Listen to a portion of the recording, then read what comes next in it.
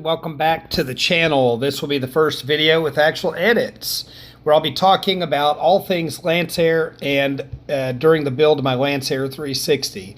So how did I get here? I saw a kit for sale after wanting one, so I rented a U-Haul and booked a flight and flew to Richmond, Virginia, and then drove across to Maryland and picked up the airplane kit from Rich and saw some wonderful countryside along the way. So I loaded it into the truck and had to hurry to stay ahead of a nor'easter that was blowing into the northeast that evening. Luckily, I made it through the night without any adverse weather, the roads icing up, but it was a little dicey. Ended up in Tennessee the next day with this wonderful weather, and I met some interesting people along the way. It was a pretty long and arduous trip all the way through Arkansas, and along the way someone called me and said there was a second kit for sale in Dallas. So I made arrangements to go by and see the second kit, and before I knew it, I had bought it too. And I brought them both back to Houston and put them in storage and started going through the stuff. It came with a lot of old photos and things from the previous builders and some upgrades like the Outback gear, as well as the Mark II tail, which turned out to not be in the kit. Then someone posted a Mark II tail for sale on Facebook. So I made contact with the person and they shared pictures, and I was all excited. The price seemed fair. I asked for extra pictures. Turns out it's an original one and still has the information on it. And it was for sale by a gentleman named Jose Luis Romero, who, interestingly enough, owns a Long Easy, but it turns out it's in Spain. So I looked into shipping by ocean freight and was pretty shocked at how bad and how expensive it was. And then out of the blue, I started looking around and discovered I could get a round-trip flight for under $500. So I told Luis, and we arranged for me to travel there. And it's on the coast in Alicante, Spain. Beautiful city. And we measured the tail and figured out that it was approximately the same size or similar size to a surfboard.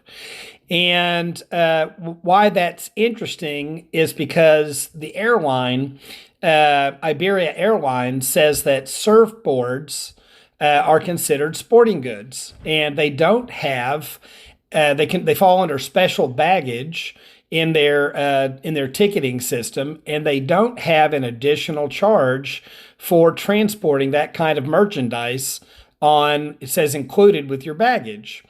So, the tail is kind of an important deal for the Lancer because it provides some aerodynamic advantages over the small tail, where the small tail loses control authority. Here's a picture of some snow that I encountered on the way home. It was pretty heavy. So my plan is to use the UL 520T engine, which is a turbocharged 320 cubic inch engine. It's not normalized. It's actually boosted very slightly. And it provides the power of like a 360 or 380 class engine at 220 horsepower. And it has an interesting torque curve that provides for better high-speed cruising ability. It makes peak torque of 416 foot-pounds, which allows you to swing a larger, higher-pitch prop at providing better thrust at high speeds. And that, coupled with the propeller system from Airmaster, which is an optimized airfoil for high-speed cruise at steep pitch angles, provides me an estimated cruise speed at 75% power of about 255 miles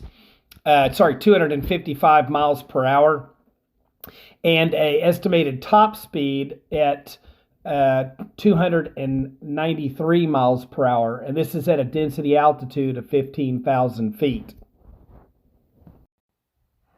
So in conclusion, I've bought a couple of kits, And there are a lot of modifications that can be done to improve the performance of them.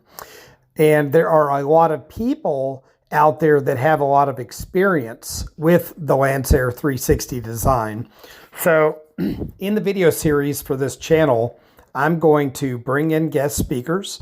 I'm going to do analysis and talk about design, but I'm also going to focus on improving the design with the end goal being to create what in my mind might be considered the fastest Lancer 360 that has ever been built without being a purpose-built racer for the Reno air races. And in doing so, expose a lot of the shortcomings of the design. And of course, with all engineering designs, there are trade-offs.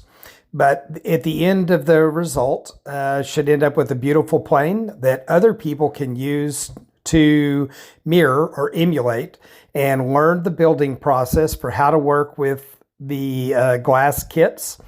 And hopefully along the way, I'll find some sponsors and donors to help me to do some of the things that I want to do with the airplane. For example, right now I'm looking for a 3D scanner, and I'd like to do a product demo for a 3D scanner on the page because I want to do computational fluid dynamics of the airframe. So anyway, if you have any suggestions or if you want to hear about a topic, please drop me a line. And yeah, so we'll see how this goes and hopefully improve the videos down the road as well.